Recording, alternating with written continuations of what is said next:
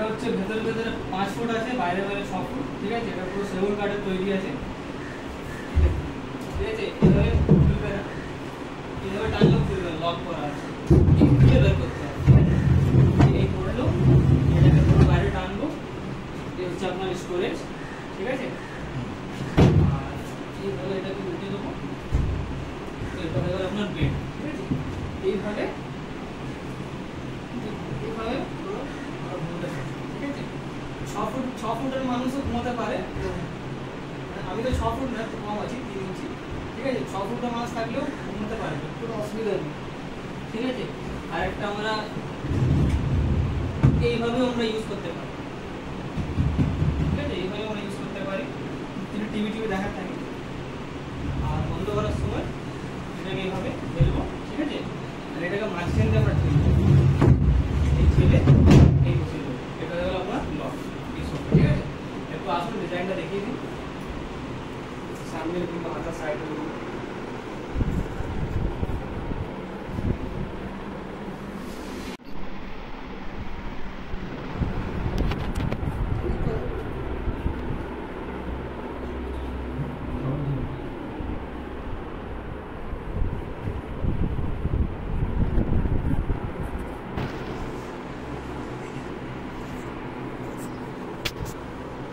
দাদা আসুন। Inner sofa আছে, ঠিক আছে। এর থেকে জানবো কেমন করে যোগাযোগ হলো, কেমন কি লাগলো, পুরো এক্সপিরিয়েন্সটা জেনে নেবো। আমি অ্যাকচুয়ালি ইন্টারনেটে খোঁজ করছিলাম, সেখানে অনেক নম্বরই পেয়েছি, অনেক নামই পেয়েছি। তো প্রতিদিনের সঙ্গে যোগাযোগ করেছি, এনার সঙ্গে ইউনিক ওয়ার্ড, এনার সঙ্গে যোগাযোগ করে আমার জানি না কেন বেশ কথাবার্তা ভালো লাগলো। জানলাম আরেকজনের সঙ্গে দেখা করবো। আমি তপসিয়াতে গেছি, ওখানে গিয়ে প্রথমে এনার সঙ্গে দেখা করি। দেখা করার পর আমার মনে হয়নি যে আর কারোর সঙ্গে কথা বলার দরকার আছে। খুব ভালো লেগেছে এনার কথাবার্তা, একদম স্ট্রেট কাট কথা, স্ট্রেট কাট। এই লাগবে, এই জিনিস দেবো, বাস, এর মধ্যে এদিক ওদিক হবে না। তা আমার জিনিসটা খুব ভালো লেগেছে। তো সেই অনুযায়ী আমি যেটা পছন্দ করছি, উনি যা যা বলেছেন দেবেন, ঠিক সেই জিনিসটাই পেয়েছি এবং যেমনটি বলেছিলাম উনি তেমনটিই করে দিয়েছেন, একদম মনের মতো লেগেছে। আমার তো খুব ভালো লেগেছে এবং এর অপারেশনটাও খুব ভালো লেগেছে।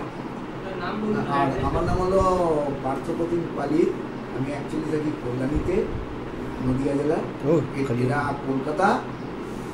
অ্যাকচুয়ালি এখানে আমার একটা সিঙ্গেল রুম ফ্ল্যাট আছে, অফিস কাম রেসিডেন্স, মানে অফিস।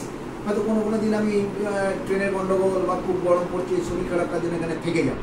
তো অফিস যখন করবো এই সোফা হিসেবে ব্যবহার করবো, খুব ভালো। আমি তো দেখছি, মানে যা ছবিতে দেখেছিলাম তার থেকে অনেক বেশি কমফর্ট ফিল করছি।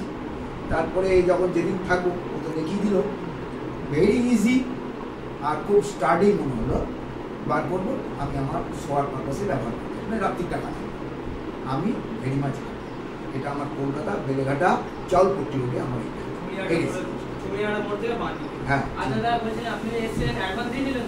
হ্যাঁ, অ্যাডভান্স উনি বলেছিলেন 3000 টাকা দিতে, সেই 3000 টাকা দিয়েছি। পরে তো আবার দিয়েছি, প্রথমে 3000, পরে আবার টাকা দিয়েছি 10,000 টাকা।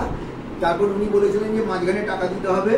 তো যাই হোক, ওই ঈদ এই সমস্ত পড়ে গেল, যার জন্য আর দেওয়া হয়নি। কিন্তু উনি আমার উপর বিশ্বাস রেখেছেন, উনি সোজা আমাকে ডেলিভারি, এবারে আমি ফুল পেমেন্টটা জিজ্ঞেস করেছি এর জন্য, কারণ অনেকজন পার্টি থাকে যারা টাকা অ্যাডভান্স দিতে চায় না, ভয় হয়, তারা ভাবে আমি কিছু করে দেবো।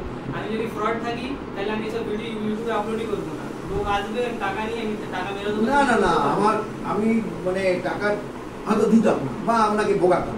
উনি কিন্তু সেইটা মানসিকতাটা রাখেননি, উনি সোজা নিয়ে চলে এসেছেন, সেটিং হয়ে গেছে, এই হচ্ছে, এখন আমি টাকা দিই, এই যে কথা বলছি টাকা দিই, এর পরে সামান্য টাকা অ্যাডভান্স নিয়েছে। প্রথমে 3 দিয়েছিলাম, পরে 7, 10,000 টাকা দিয়েছি। এইবার আমি বাকি ফুল পেমেন্টটা করে দেবো। কিন্তু ওনার সঙ্গে কন্ডিশন ছিল মাঝখানে টাকা দেওয়া। ঈদ এই সমস্ত পড়ে গেছে, উনি নেননি, আমিও যাওয়ার সময় পাইনি। উনি আমার উপর মানে ফেক রেখেছেন, ডেলিভারি দিয়ে দিয়েছেন। এবার আমার কথা রাখার পারলে আমি এই জন্য বলি অ্যাডভান্স দেবেন, কিছু হবে না। অ্যাডভান্স দিলে কি আছে, আমরা একটু শান্তি সন্তুষ্ট হয়ে যাই, কি আমার কাজটা আবার করবো ভালোভাবে, কিন্তু আমাদের সাহায্য হয়ে যায়। কারণ কেন বলতে অনেকজন কাস্টমার থাকে যারা অর্ডার দিয়ে দিল, নিয়ে নিলাম, তারপরে বলে কিনা আমি নেবো না, তখন কি হয়, সেটা আমাদের লস হয়ে যায়। কারণ আমরা জিনিসটা কি করবো, সেই জন্য অ্যাডভান্সটা নিয়ে কাজ, তাতে কি আছে, কাস্টমার যেন মানে জিনিসটা নেয়, এই জন্য অ্যাডভান্সটা নেওয়া হয়।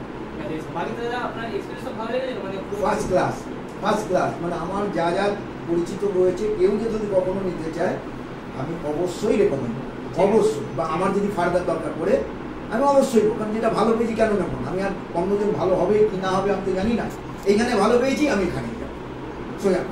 Thank you.